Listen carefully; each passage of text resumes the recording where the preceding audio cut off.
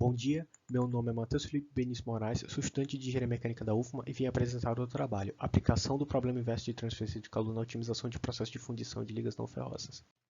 O problema inverso de transferência de calor é um método capaz de estimar as propriedades termofísicas além da magnitude e o comportamento do fluxo de calor de dispositivos em operação.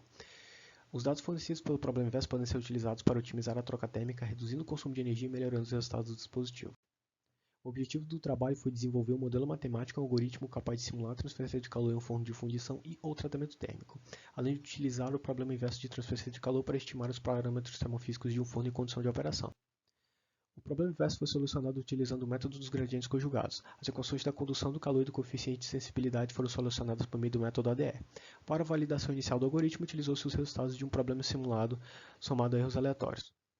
O sistema de aquisição de dados consistiu em uma placa Arduino Uno, um módulo MAX 6675 e um termopad tipo K. A alimentação da resistência elétrica foi realizada por uma fonte 9 volts e 1 ampere. Uma caixa de EPS foi utilizada para representar o isolamento térmico do forno. Para a dissipação de calor, utilizou-se uma resistência de nicromo. O problema inverso chegou ao valor ótimo em duas iterações no problema simulado. A norma dos mínimos quadrados foi reduzida até 4 vezes 10 a terceira Kelvin ao quadrado. O maior valor do coeficiente de sensibilidade calculado foi de 1,21 vezes 10 elevado a menos 5 Kelvin por watt metro cúbico. O valor da geração de calor estimada no problema simulado foi igual a 2 vezes 10 a sexta watt por metro cúbico. O erro relativo entre o valor calculado e o real foi de aproximadamente 0,0576% no problema simulado. O problema inverso chegou ao valor ótimo em duas iterações no experimento. A norma dos mínimos quadrados foi reduzida até 1,28 vezes 10 a terceira Kelvin ao quadrado.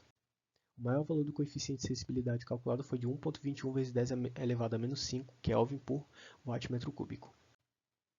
O valor da geração de calor estimada para o experimento foi igual a 1,4 vezes 10 elevado a 6 watt por metro cúbico.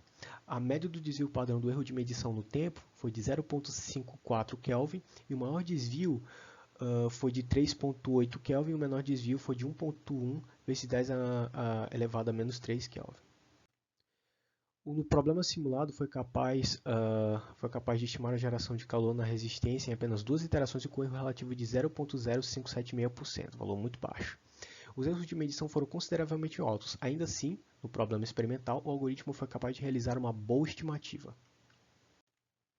Gostaria de agradecer a atenção dos ouvintes, essas aqui são as referências, e desejar um bom dia a todos.